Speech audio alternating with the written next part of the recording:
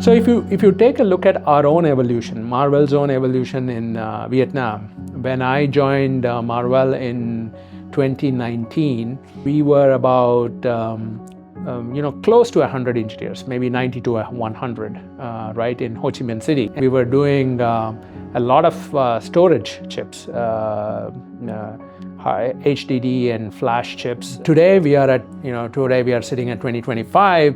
We also expanded Ho Chi Minh City to 2 sites and Da Nang, which is our 3rd site. And we are at about 550 employees. Today, if you just take a look at we have in Vietnam, it is really all towards data center. Marvell's revenue on an annual basis is almost $7.8 billion.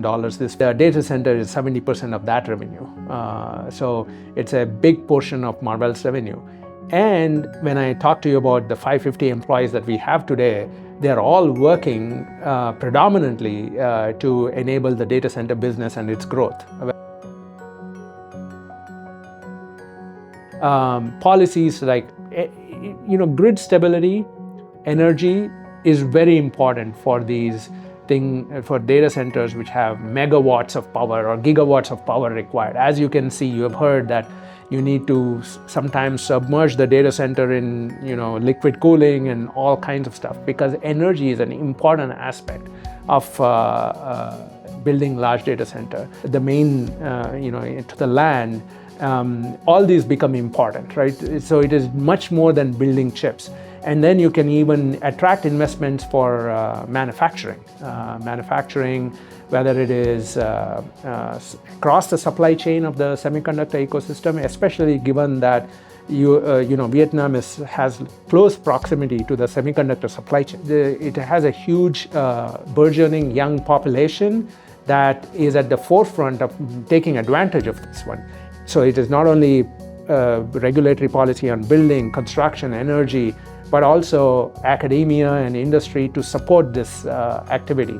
So that in itself is a huge opportunity that Vietnam can benefit from. And Asia is certainly a burgeoning economy, all the Asian countries. And Vietnam in particular has a lot of talent to satisfy the semiconductor industry. And there's a lot of policy things that Vietnam can help as well. As you know, Vietnam has a huge manufacturing economy. Now, with the laying of subsea cables, developing policy to have data centers with grid stability and everything else is a huge opportunity for Vietnam in particular in the Asian region.